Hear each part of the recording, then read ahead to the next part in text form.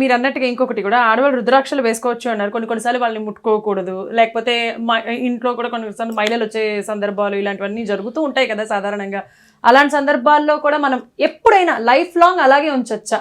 ఎప్పుడైనా నీ శరీరంలో ఒక భాగము అంటే నువ్వు ఏ కండిషన్లో ఉన్నా నీ శరీర భాగాన్ని తీయమని అర్థం కాదు. ఒకవేళ నీకు తీయాలనిపిస్తే తీయవచ్చు. మన మనస్సుని మించిన జడ్జి ఉండదు. నీ మైండ్ పర్మిట్ చెయ్యకపోతే తీసి పక్కన పెట్టు. నీ మైండ్ పర్మిట్ చెయ్యకపోతే అని చెప్తోంది మన ధర్మం. అంతేగాని ఇలా చెయ్యమని. ఇందులో శివతత్వంలో ఒక గొప్ప విషయం ఏమిటి అంటే, శివాలయాలు అసలు శివుడు తల్లి గర్భం నుంచి వచ్చిన వాడు కాదు. ఆయన ఒక తేజస్సు. ఇవేమీ ఆయనకు వర్తించవు. అందుకని ఉత్తర భారతదేశంలో అర్చకులే ఉండరు. మనమే పోయి అర్చన చేసుకోవాలి.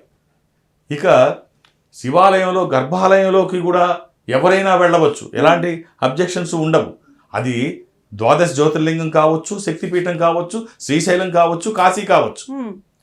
స్వయంగా శివాలయంలోకి గర్భాలయంలోకి వెళ్ళవచ్చు, శివలింగాన్ని తాకవచ్చు, శిరస్సుని ఆనించవచ్చు, అభిషేకం చేసుకోవచ్చు. నువ్వు స్త్రీయా పురుషుడా అని ఎవరు చూడరు. నువ్వు ఏ కండిషన్లో ఉన్నావు అని ఎవరు అడగరు. ఇవేమీ ఉండవు. ఆయన ఎక్కడుంటారు? శ్మశానంలో, రుద్రభూమిలో ఉంటారు. శ్మశానంలో ఉంటారు, కపాలంలో తింటారు. సో చనిపోయిన వాళ్ళ అస్థికలు కూడా కాశీలో గంగలోనే నిమజ్జనం చేస్తారు.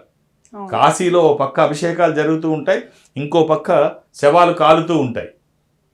ఉజ్జయినిలో కూడా స్వామివారికి ప్రతి నిత్యము అసలైన చితాభస్మంతోనే అభిషేకం చేస్తారు. మనం పెట్టుకున్న విభూతి కూడా చితాభస్మమే. కాబట్టి ఇవేమీ ఈశ్వరుడి దగ్గర వర్తించవు. వీటన్నిటికీ ఆయన అతీతుడు.